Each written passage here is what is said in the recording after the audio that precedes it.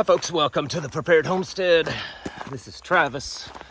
Thank you all for stopping to watch. We're doing our Monday morning 10K ruck with some of the guys. I don't know if you can see them, kind of up there. We got part of them out doing this, and then we're getting ready to do some blue on blue training here in just a moment. So I thought I would get this video out of the way before we got to do that. If you think that you're training enough, you're wrong. I don't know that you can train enough. I don't know if that word, those two words go together. So you need to be out there, and training may be working on your crochet skills, working on your ability to, make socks or make a coat. Maybe it's canning, maybe it's gardening. Whatever it is, you need to be practicing and honing those skills, because the day is coming soon where they will become very necessary. I was thinking, throughout all history, there's been a lot of people throughout time that's been persecuted for their beliefs. A lot of it in the Bible, a lot of it after that time.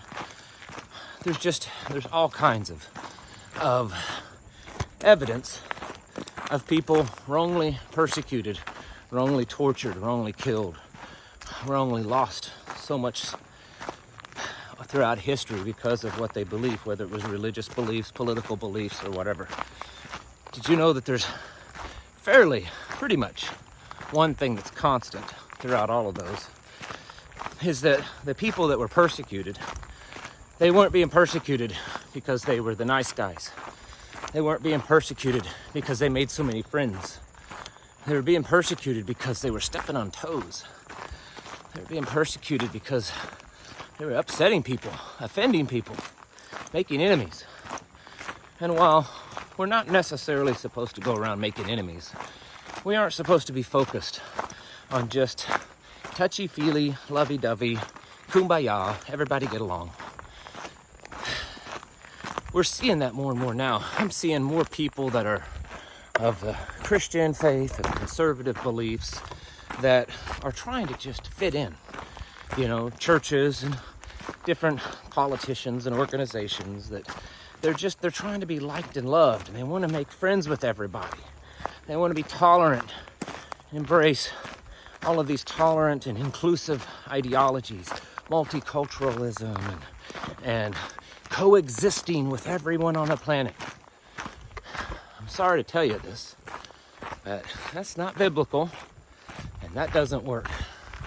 Look at these countries, including the United States and many across Europe, that's embraced these ideologies over the last few decades, and you can see where they've headed and where they're going to head. If we don't have strong men and women to stand up and speak the truth, stand up and step on toes and offend people once in a while and flip some tables over and say this kind of garbage is not allowed, then we're no better off than the other people are. Throughout the Bible, many folks in the Bible were persecuted. Many of them became martyrs for their beliefs.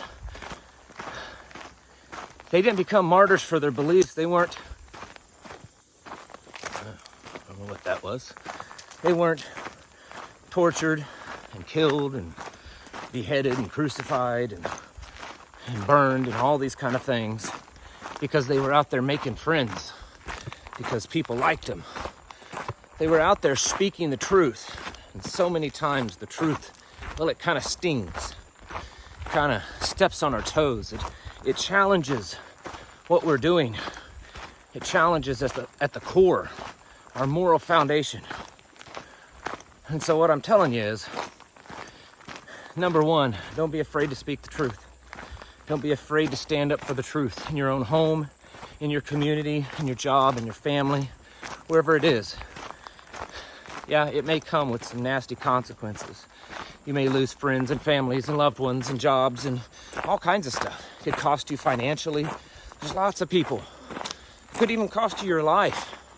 That's currently happening in the world that we're living in. There's people still to this day being put to death because of their beliefs.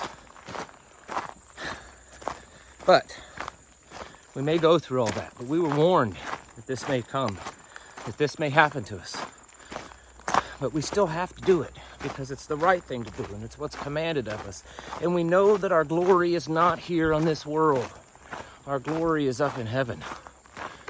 And if we stand true to our beliefs and to our Heavenly Father and to His only begotten Son, then the glory that we will receive will be much greater than all of this.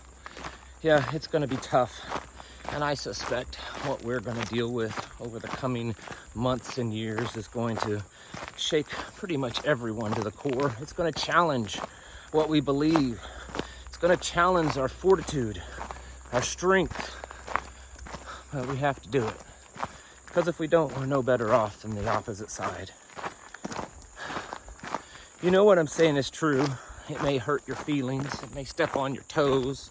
You may not like it. You may want to argue. All of that's fine. You're welcome to do that.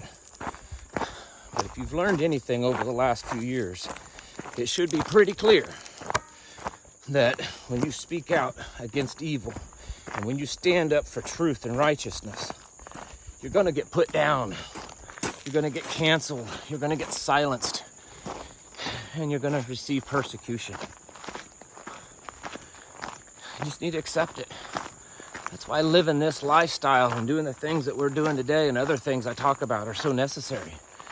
Because when that persecution comes, when those trials and tribulations come into your life, you're going to be more able to sustain it. You're going to be more able to endure the hardship because you're not so tethered to the system that's actually attacking you.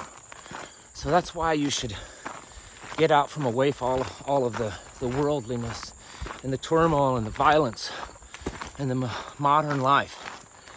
Get out and find a brotherhood and a sisterhood of like-minded believers and learn how to live outside of all of that. Because here's the thing. At some point, we're going to have to. We're going to be forced to. We'll be forced to either live this way or worse, or go live on some kind of FEMA camp little pod house. I know what I'm going to do. I know that death will come to me before I live in one of those places. So, might as well make the transition now. Get out, get away from it, get prepped up, get self-sufficient, and get detached from the wicked world that is trying to take us over. And they're doing a pretty doggone good job of it. You know what you're supposed to do. Get your houses in order. You need to be preparing yourselves mentally, physically, and spiritually. Thanks for watching. Catch you in the next video. Folks, we are living in uncertain times where chaos seems to be around every corner. With wars and rumors of wars, economic collapse, pandemics, and more, we should strive daily to become more prepared mentally, physically, and of course spiritually. Please check out My Patriot Supply for all your preparedness needs. My Patriot Supply offers Ready Hour food, Alexa Pure water filters, and many other emergency and survival products. My Patriot Supply is an American-owned company, run by Americans producing American-made food. Emergency food from My Patriot Supply has a 25-plus year shelf life. It's simple to fix and delicious to eat. With My Patriot Supply, you can sleep at ease at night, knowing that you and your family have the emergency food to last through the coming times. To find out more, click on the link in the description below or go to preparewithtravis.com.